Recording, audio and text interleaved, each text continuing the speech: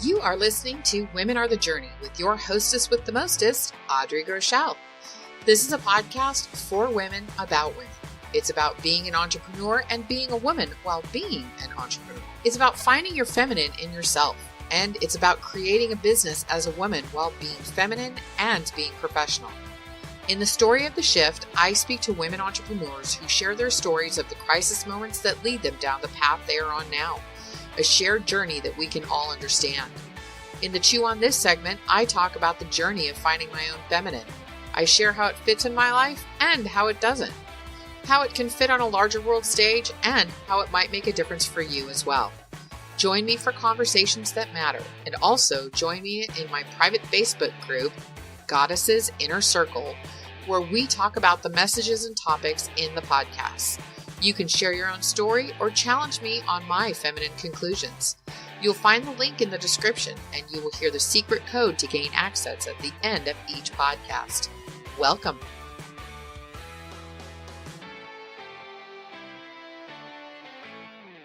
Well, let me tell you, you guys are going to totally dig today's podcast. Dr. Kelly Ray Brown is just a treat. Let me tell you a little bit about her to get things started. She is a mindset coach whose coaching skills are enhanced by her empathetic, intuitive gift. Through both her personal and professional experiences, along with her formal education, she has dedicated herself to helping others get out of their own way through releasing their limiting beliefs, aka that heavy baggage we all carry around, and live vibrantly healthy lives. For over 15 years, she's been working with both men and women who wrestle with that inner critic, yes, we all know that, and who are ready to learn how to tame that rascal once and for all. She holds a PhD in philosophy and is certified as a master practitioner of NLP, which is neuro-linguistics programming, mental and emotional release therapy, and hypnotherapy.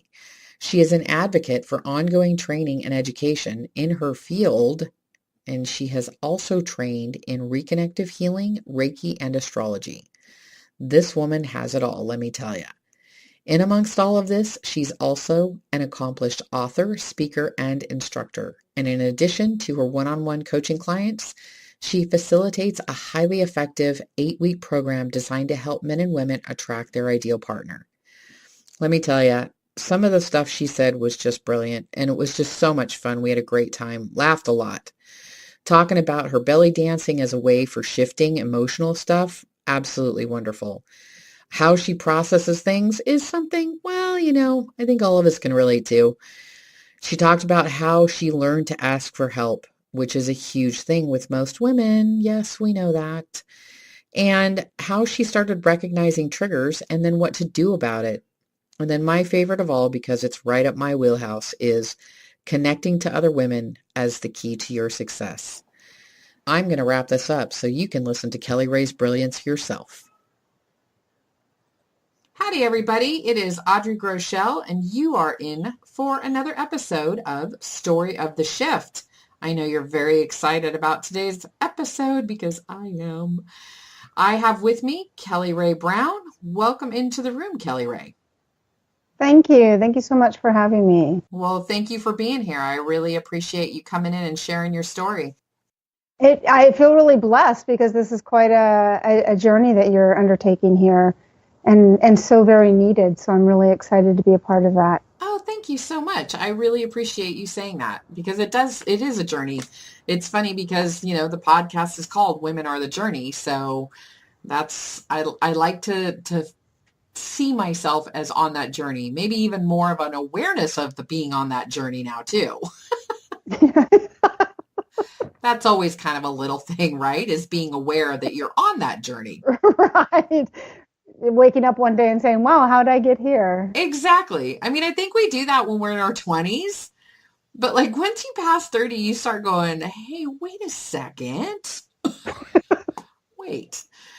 All right. So, what I want to do is get us started, and I'm going to ask you my first question of the day, which is, tell us a little bit about where you're at right now in business, in personal, in wherever you want to share. Okay, so I'm a single mom. I'm a single mom of a teenage girl, so that's wonderfully challenging at moments. I'm sorry. I love the way you said that. Wonderfully. I love how you brought that all around. That was good. Right? Because I know other parents out there who have teenagers completely understand that. Those Yes. moments of wonderfulness.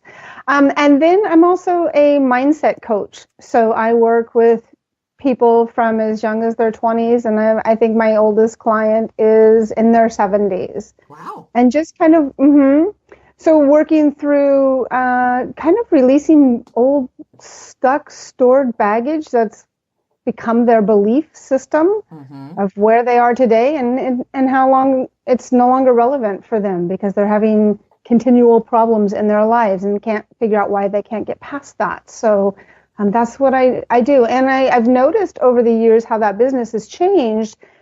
More and more people are becoming more aware of their empathic or intuitive nature. Love that. Or as some might say, the woo-woo world, whatever those words are. And so that can be a little challenging, a little scary. Yeah. And so that's where I kind of help get them through those moments as well. How do you feel about where you're at right now? Oh, I love it. This is a much better place to be than where I've come from.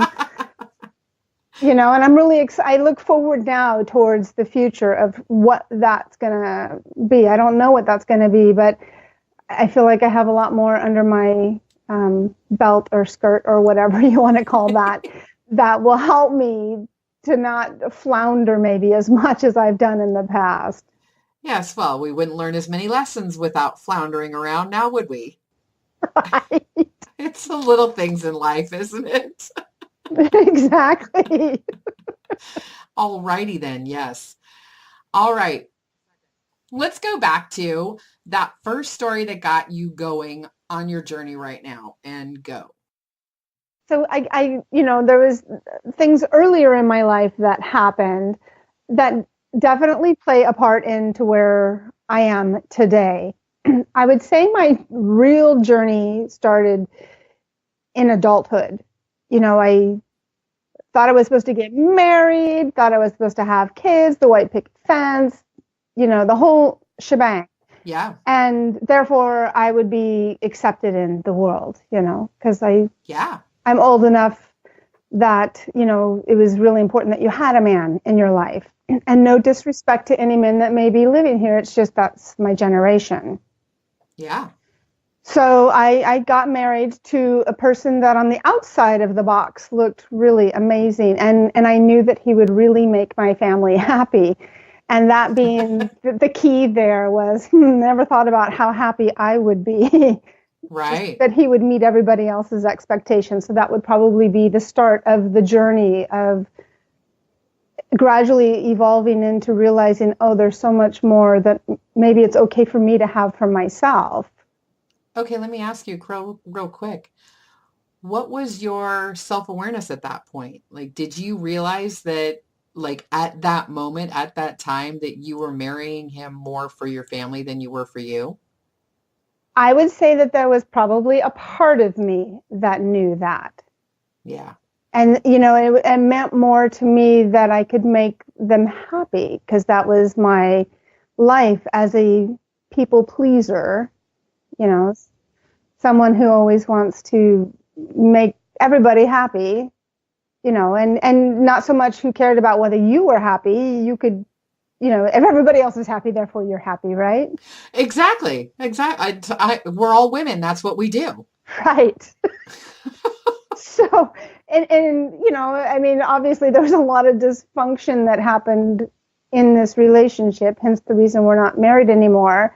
And no badness towards him. It's just we weren't the right fit for each other. There was tremendous growth that happened as a result of this relationship.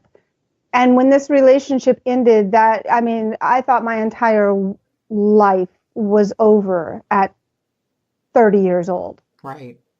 We had purchased a business for me. I was a paralegal, so I had my own paralegal self-help bookstore, and that failed. It was a business that we purchased that was misrepresented to us as to what it was. So we bought a sinking ship and, did everything that I could do because he couldn't help. He didn't have the background and I didn't have the business sense. So it was doomed from the beginning, but you have high aspirations, you're excited to have your own business and all of those things, and they didn't work out. So lost my business, lost my husband. I was like a really ideal country song at the time. And I just packed my cat up and I moved to Georgia where I knew nobody and lived there in seclusion for about a year. And you packed your cat up and went. Yeah, like I'm not playing in your sandbox no more, world. I'm getting out of here. I love it. I think that's brilliant. So right, and who just goes to Georgia? Well, it's really probably not on the top of anybody's list of where I'm going to go find myself. Right, but it was the most amazing spiritual awakening, I should say. I came from a home life that wasn't necessarily spiritual. We weren't religious. We did the whole, as my daughter's now friend calls it, Creaster. We did Christmas and Easter. But that was about it for any kind of religious stuff. And I've been empathic and intuitive my whole entire life. But that kind of got shoved down, when I was very early on. So this was actually a point of time going through this tumultuous ending of all of this stuff, that it was a real moment of coming to get to know who I really was and what I was capable of doing. And so one thing I did love about Georgia, the people are amazing. And it was almost like going and being in the arms of a mother, just to kind of hug you, and their southern accent just melted my heart. And I spent a year just traveling on my own all over the South and did little odd temp jobs and stuff, and I didn't care. I had no care in the world other than knowing that I could take care of myself. That my cat and I were still alive and doing well. That's awesome. What was the biggest takeaway from that time? The biggest takeaway from that was twofold. One, I could take care of myself. That's a big one. Yeah, that I was able to go find a place to live. I didn't know anybody there. And it was almost like a way to kind of start fresh, start new with people who didn't know my story, didn't know my backdrop. And then the other lesson I got from that was you still got to deal with your shit. Isn't that the worst thing to realize ever? Right? I missed my family so much, and I just knew I wanted to come home, and coming home meant I still had to wrap up all of the other information. And ironically, I get hired by an attorney, a female attorney who I respect so much. And her office that I worked at was right next to my office that I sold. Oh, how funny. Yeah, so I had to come full circle and come back and work right next to the office I owned. Oh, man, that was some emotional healing and stuff going on right then. Wow. Now, did you begin to really deal with that shit right there as far as dealing with that old family shit? I know. Oh, no. Oh, no. We realized it. It doesn't mean that we did anything about it. Is that it? Right. Yeah. I had a part of the deal that when my ex-husband and we amicably split. So I was happy about that. And he kept the house, and we had in one of our investments had bought a condominium. And so that's where I lived now. Now, my condominium was in the hood. And I remember as a very proud Leo thinking, I have to go live in the hood. And how am I going to do this? So I convinced myself I had my chateau in the ghetto. And that's where the real healing began for me. Look at you go. And because I had to be really real, there was many nights that I was just on my floor crying, thinking, what the hell am I doing with my life? You know, I'm 30 years old and I don't know who I am right now. You know, I thought I was supposed to be the woman that got married, had the kids, the white picket fence and Warden June Cleaver, and that was it. Yeah, but you know what? That's a really big question. Like, who am I? I mean, come on, that's a lifetime question. And at 30, you think you should be able to answer that? Well, I sure did, because I'm kind of a little overachiever. So I'm going to figure this out, damn it. Right? Because this right now, laying on my floor crying is not, it was okay the first few months, but now it's like wringing out the carpet because it just sucks. There's got to be more to this. And that's when I actually went on a feminine journey, I'm going to say. I started taking belly dancing. Oh, awesome. Yeah. And oh my gosh, I'm still doing that after all of this time. And my teacher, she was so no nonsense the first day you went. And it's all of us women from the age of 20 on up to 70, all different shapes, sizes, ethnicities. And I mean, we were all of us huddled in the corner of this dance studio that had mirrors everywhere. I mean, isn't that just like a woman's nightmare? Yes. And she's like, ladies, get up here, pull up your shirts mid-drift and lower your pants to your hips and let's do this. And I'm like, oh my God, are you kidding? But what I loved about that is like, we're just going to call the elephant out in the room. Yeah. We're not going to, as my mom would say, pussyfoot around on this. We're going to just do this. And from that moment on, it was like, I was actually tapping into my feminine essence. Awesome. And I don't know that I had ever fully knew what that was until I started doing that.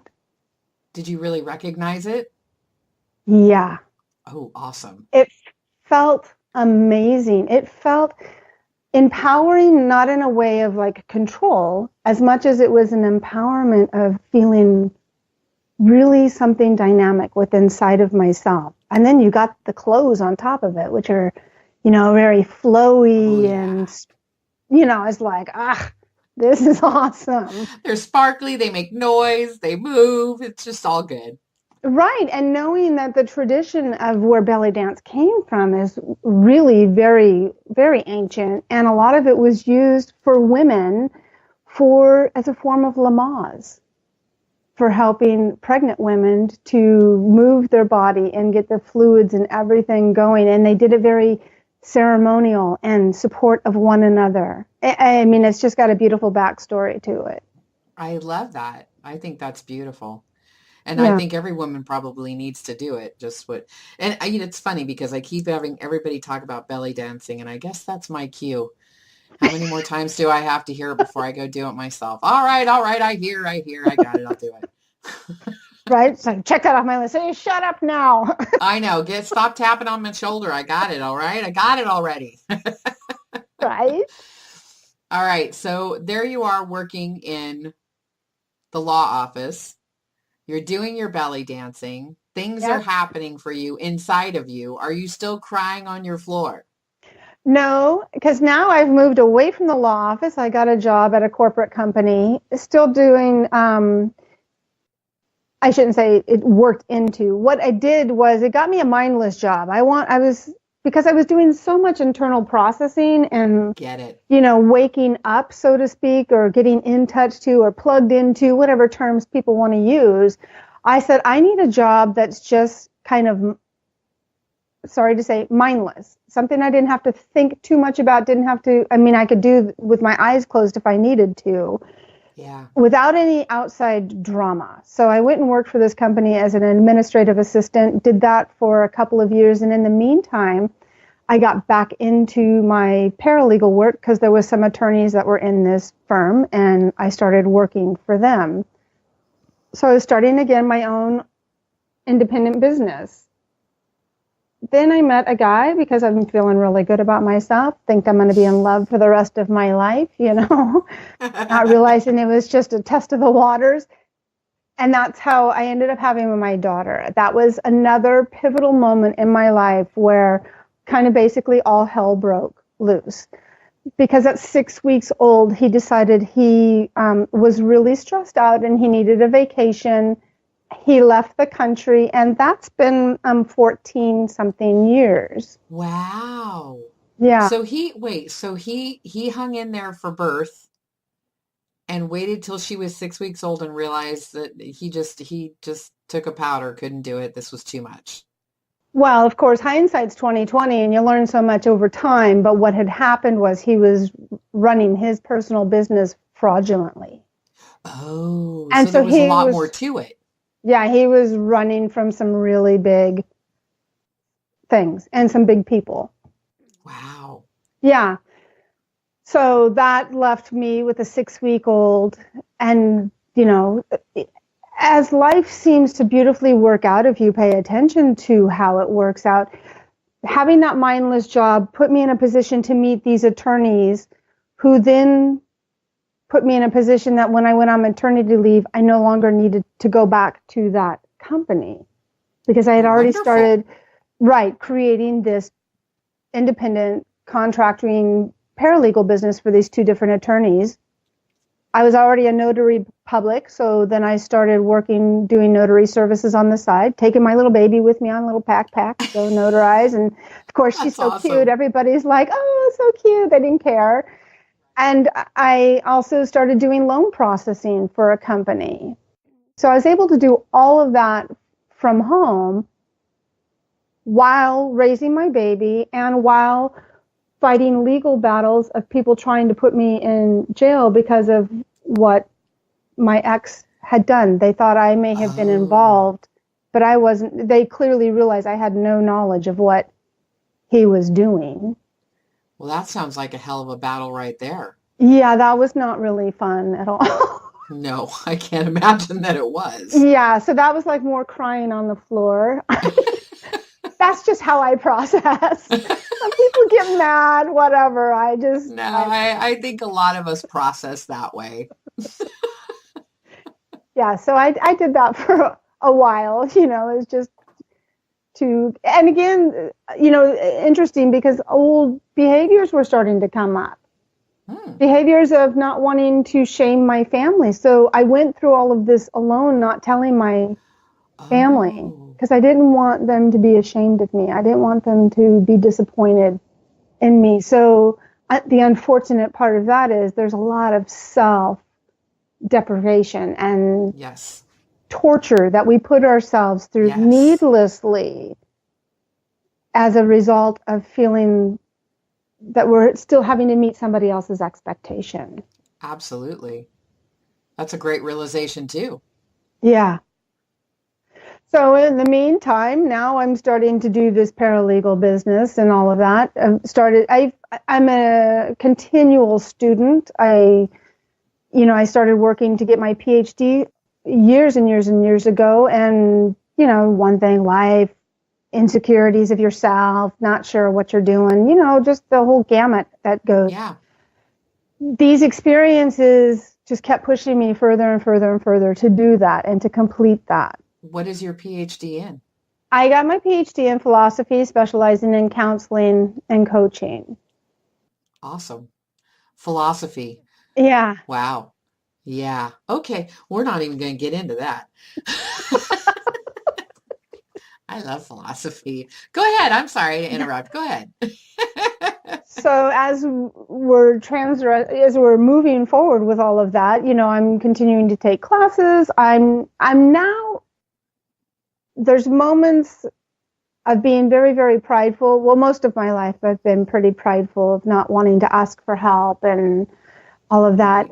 That there's so much that has happened that at some point it's like, when do you just raise the white flag and say, I need some help? Yeah.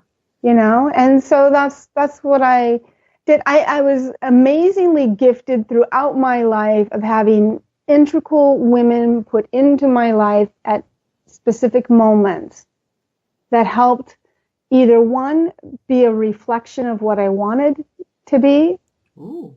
or two, to show me what was possible to be as a woman. Oh, I love that. Yeah, amazing, amazing women that just, unbeknownst to them, and since then I have actually made it a policy that I write these people that have been influential in my life, even if they're not aware of it. I want them to know. I don't want it to be something that's said at their graveside. I want them to know the impact that they've made on somebody else's life. That's awesome.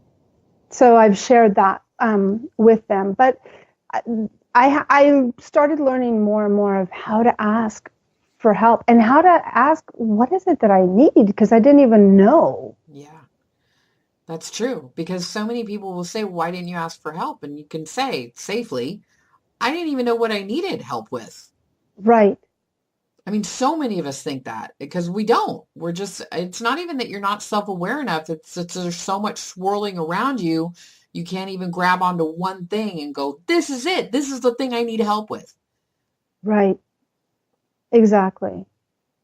So that's what I started doing certain spiritual studies, started getting mentors in my life to kind of help I don't want to say streamline me into a certain avenue, but more of just how to get in control of who I was. Mm-hmm. I had already tapped into who I was. I was already aware of my feminine essence. My daughter, when she was born, that just opened a huge floodgate of bringing back all of my intuitive, empathic nature, which was like, yes.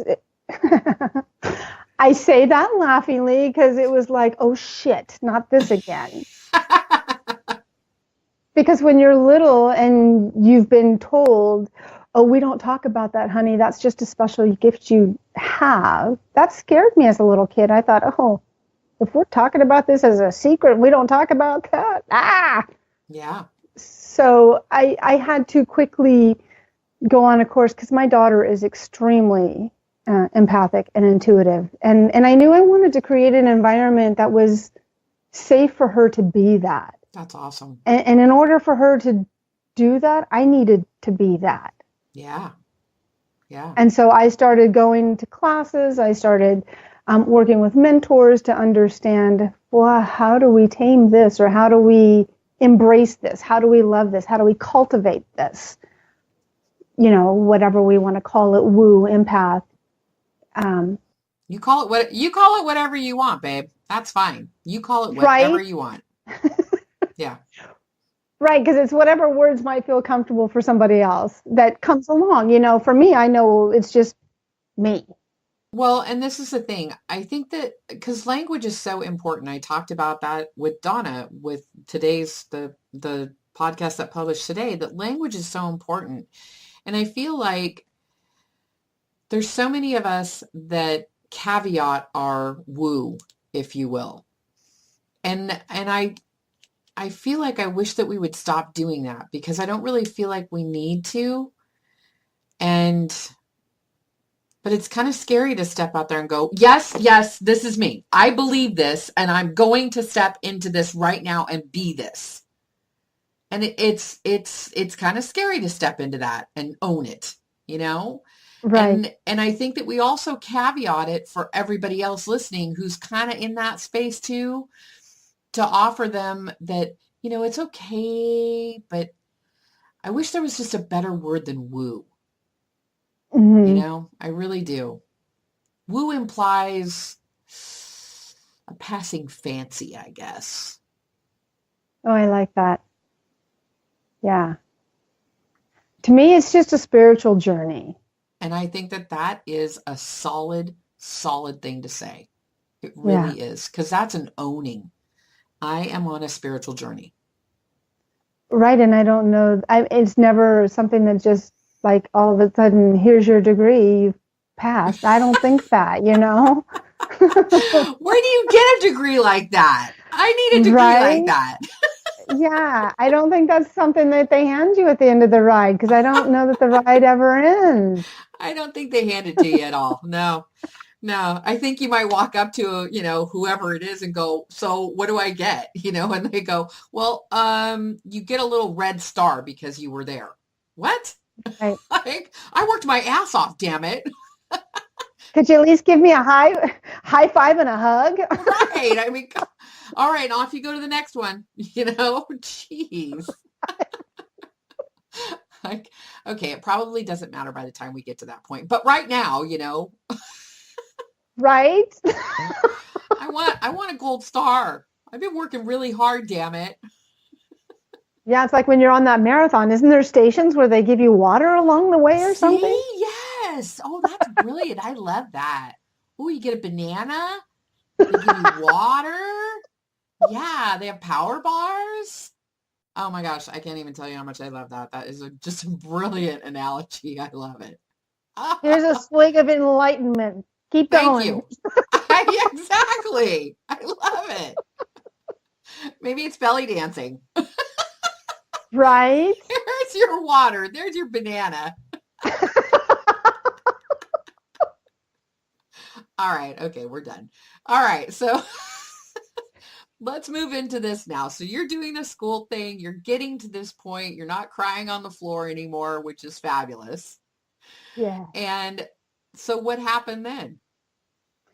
So my mom, she passed away. She had an unfortunate accident. And so that really kind of really threw us sideways, collectively as a family. It definitely threw us sideways. And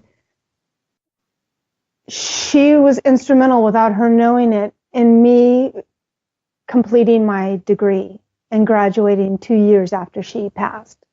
How interesting. In what way? Because at that moment, I realized none of this matters if I don't do something about that. Ooh. She showed me that you only have so many days. Of course, these are all things, you hear about your whole journey. You don't know the number of days. You don't know the number of days when it's your mom who's no longer there, that you can call and say, hey, let's go have some iced tea and just laugh at stupid shit. Yeah. Because that's what we would do. I started channeling my mom after she passed. In between doing the paralegal thing, I got out of that. I went into massage therapy because the market crashed in 2007, the housing market. So I didn't have the mortgage company had to let me go. One of the attorneys was also a professor at a college. He got promoted, so he was no longer having his law practice, and the other attorney was. So again, life is shifting, saying, hey, it's time for you to do something else, Kelly Ray. And this was an amazing moment in my life because I actually was super excited that shit was falling down and falling apart and crashing. Wow. Yeah. Because I'm like, all right, something good's happening here. And that was a big change of how I wasn't crying on the floor saying, oh my God, my whole life's falling apart. I don't know what to do about it. I was like, this is pretty freaking exciting because that means something's coming along that the universe needs me to be ready for right now. Wow. What a huge embrace. Yeah, it was pretty amazing. And the transition into that next phase was, oh my God, if anybody else is hearing this, listen, this was the best part, was embracing that change in a way different way. Ooh. In the past, I had embraced it from a very scary gloom and doom. I'm all alone. Nobody understands. Nobody gets me. Nobody's ever been through this.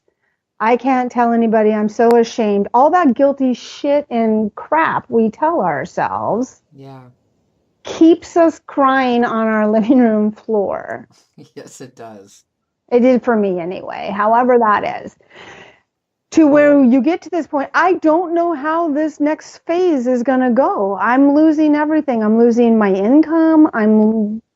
Don't know if I'm going to be able to stay in my home. I'm still raising a baby on my own with no support. But I was freaking excited.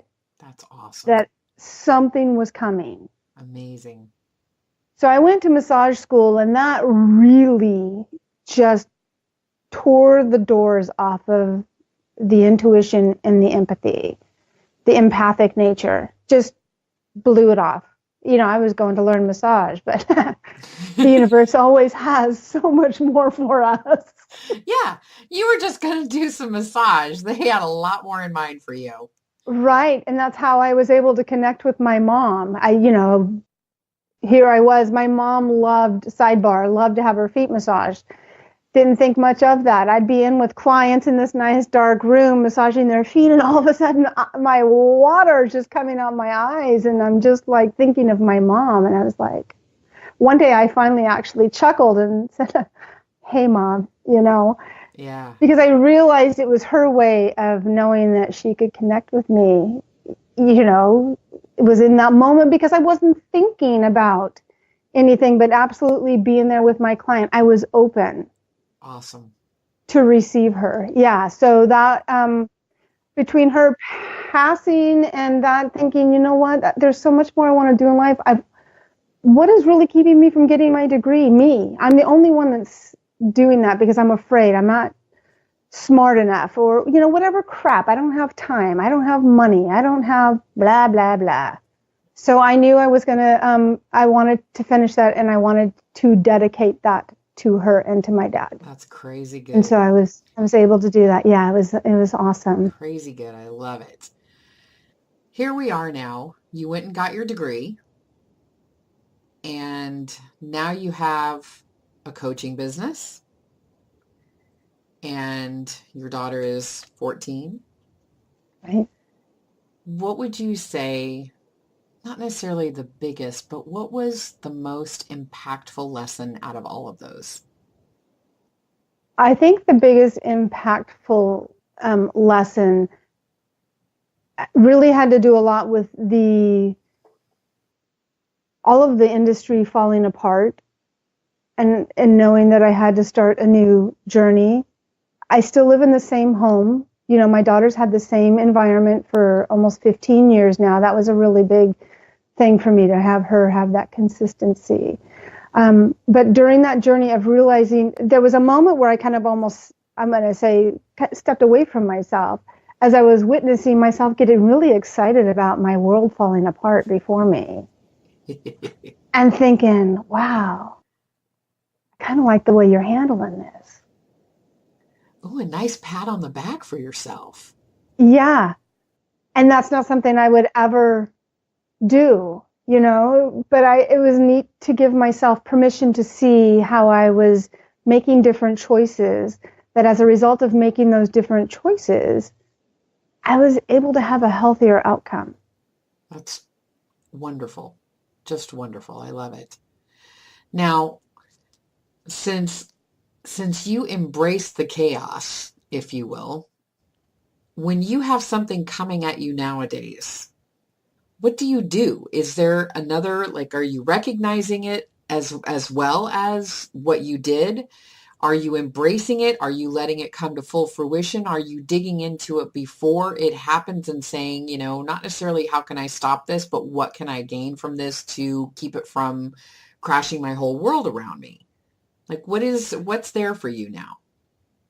So my process for doing that is, it's a couple of steps. One is recognizing when I'm being triggered. And how do you recognize when you're being triggered? Where am I being really reactive to whatever's happening? And being able to step back for a minute and say, is this really a productive way to be reactive? Am I finding myself heading to my living room carpet? And if I am, I can stop myself now and say, hey, why don't we step back and think about this for a minute? Right. Does that mean I still give myself permission to go to the living room and cry? You betcha. Sometimes it's just a way of releasing stuff so you can see clearly. But now I can step back away from it for a minute. And if I can't step back from it, I really have no shame anymore going to people, coaches or mentors that I've worked with, hiring them and saying, hey, can you just work with me for a minute? I need to kind of work through this process. Because I don't want to digress back into old behaviors and patterns. Yeah. They're really easy to do. Even if you've cleared them and you've released them, you've had them with you for so long Yeah. that sometimes they're always like the first go-to. Well, it's like your default. Right. But it's recognizing, oh, that's my default and not the one I want to use. Yeah, exactly. And so that's what I try to do is get away from that default. Right. How does this all impact what you're doing in your business right now? What does that create for the meaning for you in your business? It's everything. One of the things I didn't share is that from a very early, from 5, I was molested.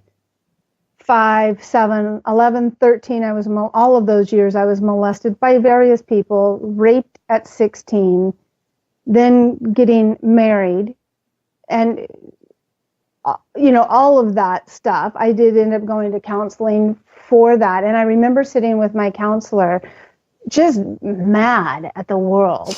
How could you not be? And more importantly, mad at God. Yes. And I remember in her office yelling, "Look, dude."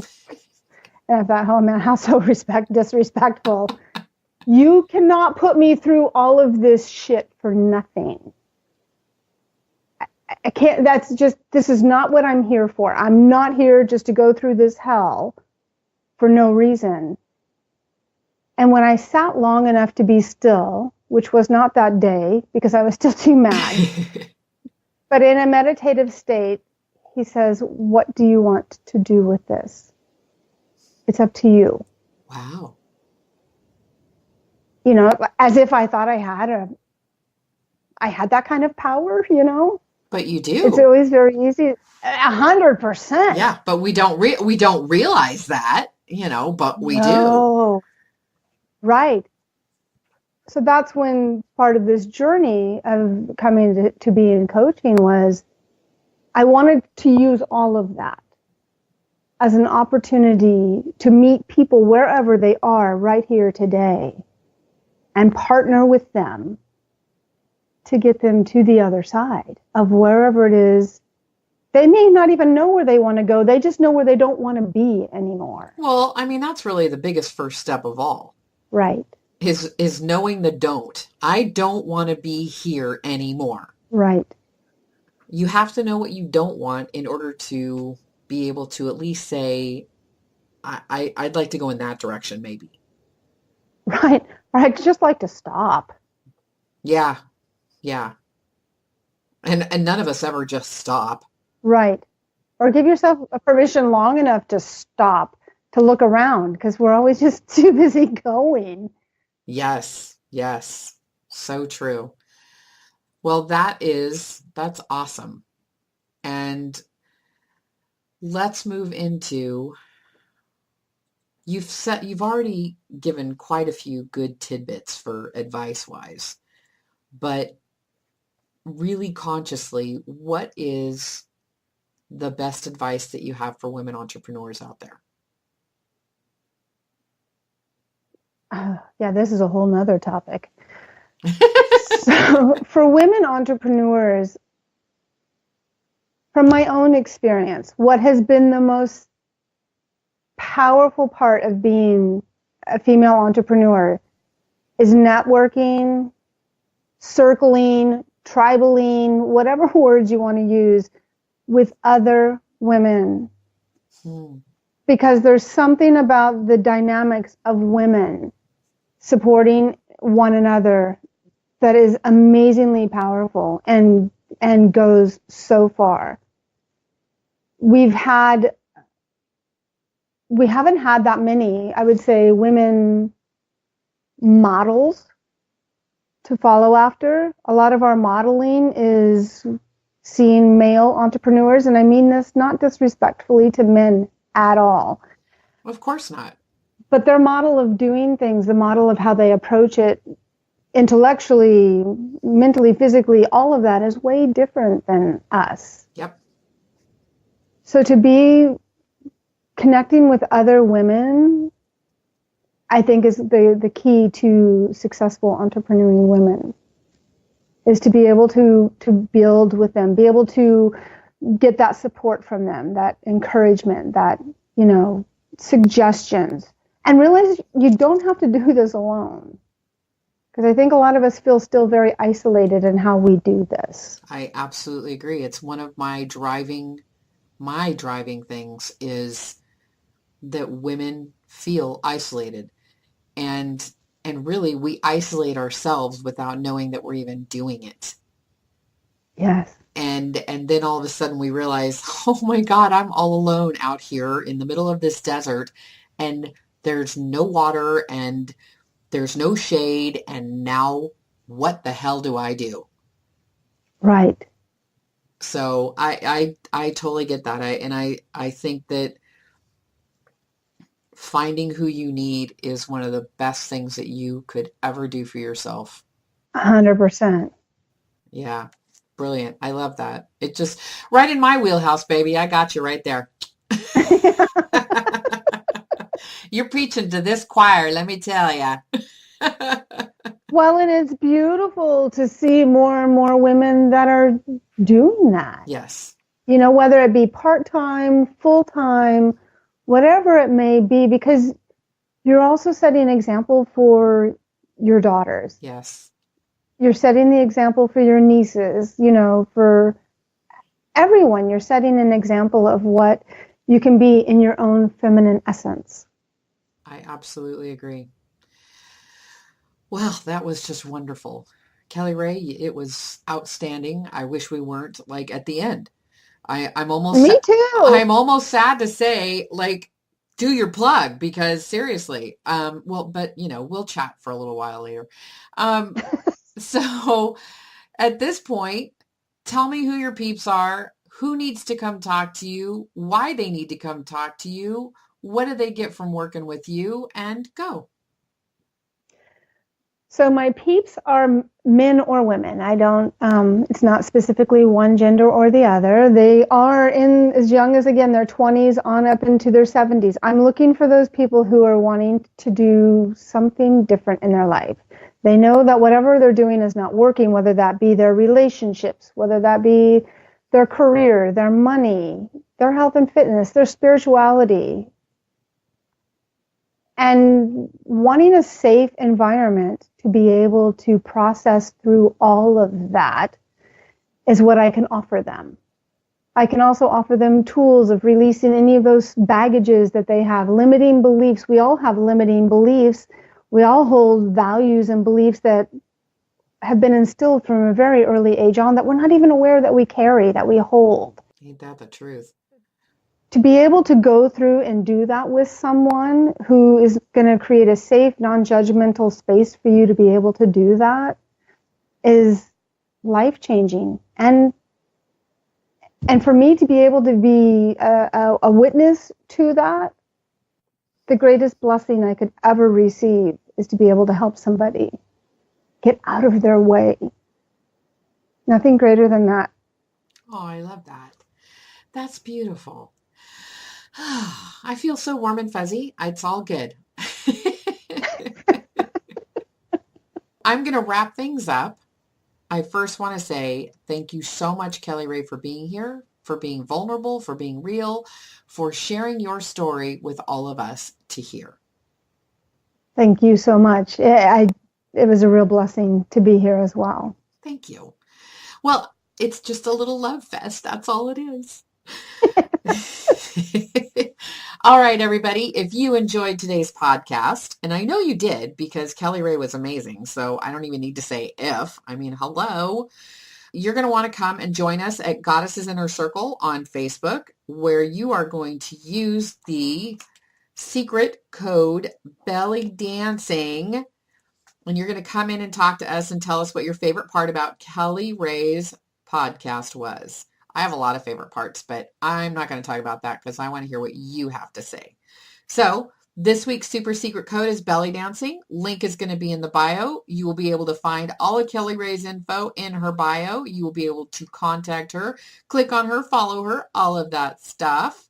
And we will catch you on the next go round. Thanks again, Kelly Ray, and we will see ya on the other side. See ya. Hey, everyone. Thanks for listening to today's episode. If you enjoyed it, or even if you didn't, hit that subscribe button and share it with your friends. You can follow me on iTunes, Google Play, and Stitcher at Women Are the Journey. Thanks for tuning in. Catch you next time.